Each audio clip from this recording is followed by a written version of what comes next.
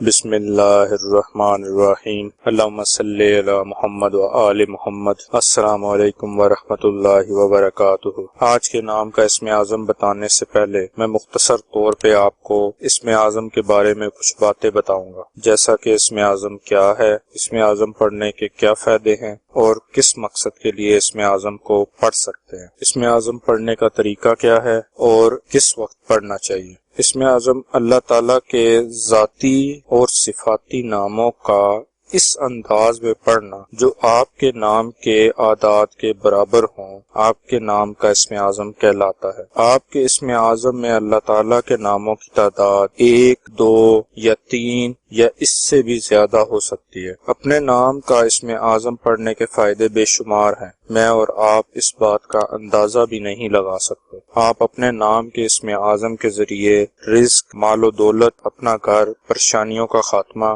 دین اور دنیا کی ہر نعمت حاصل کر سکتے ہیں۔ اسم اعظم کسی بھی مقصد کے لیے یا کسی بھی مقصد کی نیت سے پڑھ سکتے ہیں۔ اسم اعظم کو روزانہ دن میں ایک بار بتائی گئی تعداد کے مطابق پڑھیں۔ اسم اعظم فجر یا مغرب کی نماز کے بعد پڑھیں یا کسی بھی نماز کے بعد پڑھ سکتے ہیں۔ اسم اعظم باوضو اور مکمل یقین کے ساتھ پڑھنا ہے اور دعا مانگنی ہے۔ اپنے نام کا اسم اعظم جاننے کے لیے اپنا پورا نام کومنٹ کریں، انشاءاللہ جلد آپ کے نام کا اسم اعظم اپلوڈ کر دیا جائے گا۔ مزید وظائف روزمرہ کی ضروریات کے لحاظ سے بھی اب جلد اپلوڈ کیے جائیں گے، لہٰذا ہمارے چینل کو سبسکرائب کریں اور بیل آئیکن کو ضرور پریس کریں تاکہ ہماری نئی آنے والی ویڈیوز کا نوٹیفیکیشن آپ تک پہنچ سکے۔ آج کا اسم اعظم نسرین نام کا ہے۔ نسرین نام کے اعداد 370 ہیں۔ 370 کے برابر اعداد والے اللہ پاک کے مبارک نام یا بصیرو یا حاکمو ہیں جو نسرین نام کے لیے اسم اعظم ہے۔